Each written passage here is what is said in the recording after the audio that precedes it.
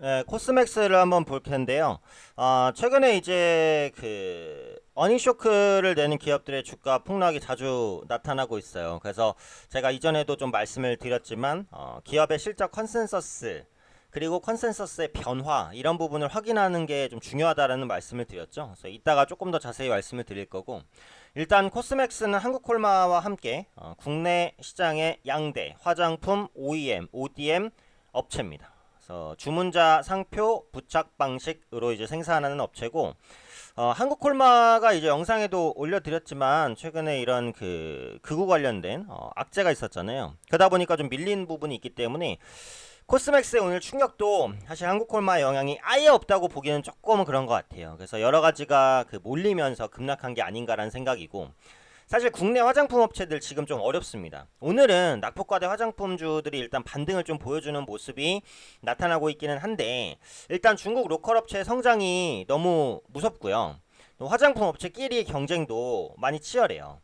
그리고 화장품이라는 것이 바이오처럼 많은 시간을 요구하거나 IT처럼 첨단 기술을 요구하는 것이 아니죠. 상대적으로 만들기가 쉽습니다. 그렇기 때문에 중국이라든지 후발주자가 쉽게 뛰어들 수 있는 시장이라는 것도 문제예요. 그래서 예전에는 이제 중국인 관광객이 한국 화장품이라고 하면은 뭐 모두 다 좋다고 이제 대량으로 사가고 이런 모습이 많았습니다만, 최근에는 그렇지 않아요. 네, 사가는 것도 좀 선별적으로 뭔가 브랜드 가치가 있는 그런 화장품 몇 개만 사가고, 중국 내에서도 로컬 화장품 업체의 성장이 굉장히 빠르게 진행이 되고 있기 때문에 이런 부분들이 국내 화장품 업체의 우려감으로 작용을 합니다.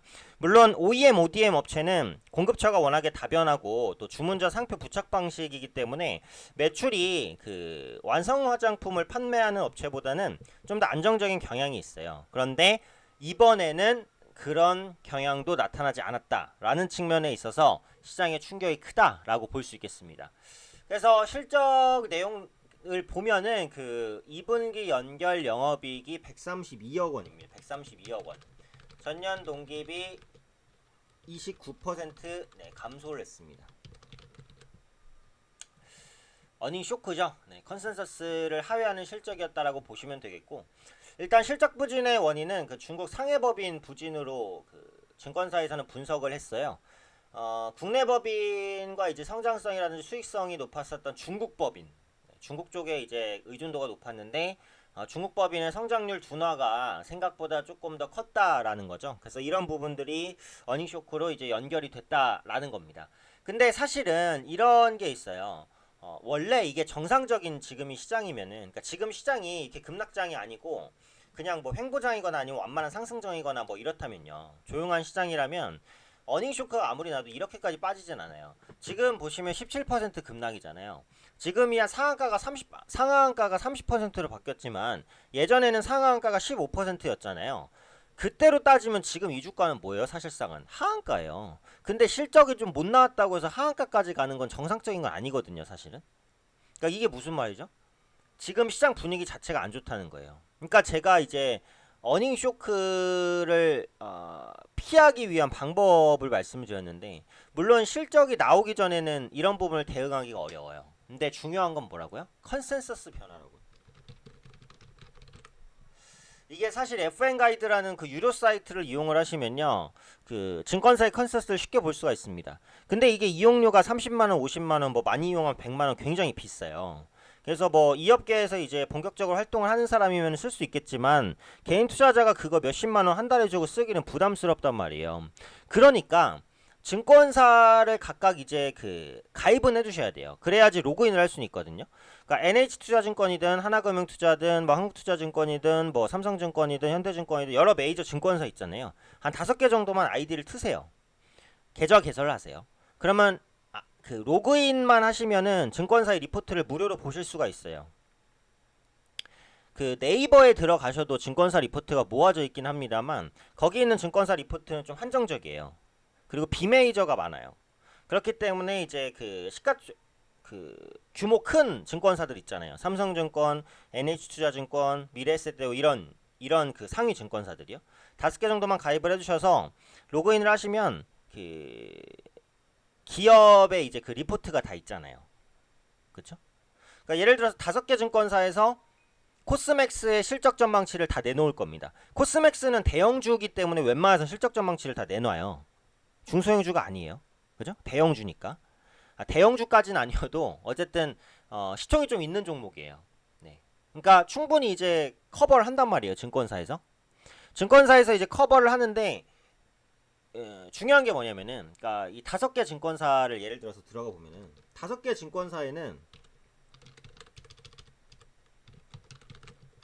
이게 어닝 쇼크를 피하는 방법에 대해서 제가 말씀드린 건데, 5개 증권사에는 5개의 리포트가 있습니다. 그러니까 각각 하나씩 있다 치면요, 그쵸? 그럼 코스맥스에 대한 실적 컨센서스가 몇 개가 있어요? 5개가 있을 거 아니에요, 그쵸? 그럼 그거를 종합해서 보는 건데, 보는 게 중요한 게 아니에요. 변화를 봐야 되는 거거든요. 그러니까 증권사가 이제 커버리지를 내놓을 때는 보통 예를 들어서 삼성전자 실적 전망이 이렇다 하고 땡, 이게 아니에요. 그 전망치를 계속 바꿔요. 실적 발표가 있기 직전까지 바꿔요. 그럼 코스맥스에 대한 이제 커버리지가 있으면 그걸 이제 주기적으로 바꾼단 말이에요. 언제까지? 예를 들어서 2분기 실적 컨센서스면 2분기 실적 발표 직전까지 계속해서 그 전망치를 바꿔요. 그럼 그 5개 증권사에서 5개의 리포트가 있는데 그 5개의 리포트가 또 5개의 리포트가 나오겠죠. 물론 항상 커버리지가 많이 나오진 않아요. 어떤 증권사에서 1개만 낼 수도 있고 어떤 증권사 2개, 어떤 증권사 3개 낼 수도 있습니다. 그래서 다수의 증권사에 가입하시는 게 좋은 거예요. 가입해서 매매를 하시라는 얘기가 아니에요. 계좌만 터놓으시면은 리포트를 무료로 볼 수 있습니다. 돈 하나도 안 들어요. 그래서 이 컨센서스의 변화를 보는 거예요. 그게 중요한 거거든요. 그게 지금 핵심입니다. 근데 실적 전망치가 비슷비슷한 기업이 있고요. 실적 전망치가 올라가는 기업이 있고 실적 전망치가 내려가는 기업이 있어요. 그럼 여기서 주의할 종목은 뭐예요? 실적 전망치가 내려가는 기업이죠. 보통 실적 전망치가 내려가는 기업은 어닝 쇼크를 낼 가능성이 높습니다. 실적 전망치가 횡보하거나 상승하는 기업은 그래도 어닝쇼크까지는 안 나요, 웬만해서는. 근데 실적 전망치가 내려가는 기업은 어닝쇼크가 날 수 있다고요. 근데 내가 가지고 있는 기업이 증권사를 내가 다 통틀어 봤는데 실적 전망치가 내려가고 있어. 이러면 어때요? 이러면 주의를 해야죠. 이것만 확인을 하셔도 지금처럼 이런 어닝쇼크는 100%는 아닙니다. 물론 100% 피할 수는 없지만 증권사의 전망이 다 맞는 것도 당연히 아니지만 웬만하면 피할 수가 있어요. 웬만하면. 그러니까 여기서 핵심은 뭐예요? 2가지죠. 첫 번째, 기업의 실적 전망치를 봐라. 근데 그 기업의 실적 전망치를 한 시점에서 보는 게 아니에요. 실적 발표가 나오면서 그 실적 전망이 바뀌는 그 수치를 봐야 돼요. 2번째로 중요한 건 뭐다? 다수의 증권사가 중요해요. 한두 증권사만 보시면 안 돼요. 그럼 틀릴 가능성이 높아요. 다수의 전망치를 보시면 됩니다. 다수의 전망치. 많이 보면 많이 볼수록 좋아요. 그래서 이 2가지 포인트를 반드시 확인을 하셔야 어닝쇼크를 피할 수가 있습니다. 이게 귀찮죠, 사실은. 다수의 증권사 가입하는 거 귀찮죠. 거기 그 리포트 다 보는 거 귀찮죠. 제가 가입되어 있는 증권사가, 저는 지금 제가 갖고 있는 카드가 증권사 거래 카드만요, 한 주먹이에요. 한 주먹. 그 무슨 말이에요? 저는 웬만한 증권사는 계좌가 다 터 있습니다. 왜? 들어가서 리포트를 보니까. 물론 저는 FN 가이드라는 시스템을 이용하기 때문에 한눈에도 봐요.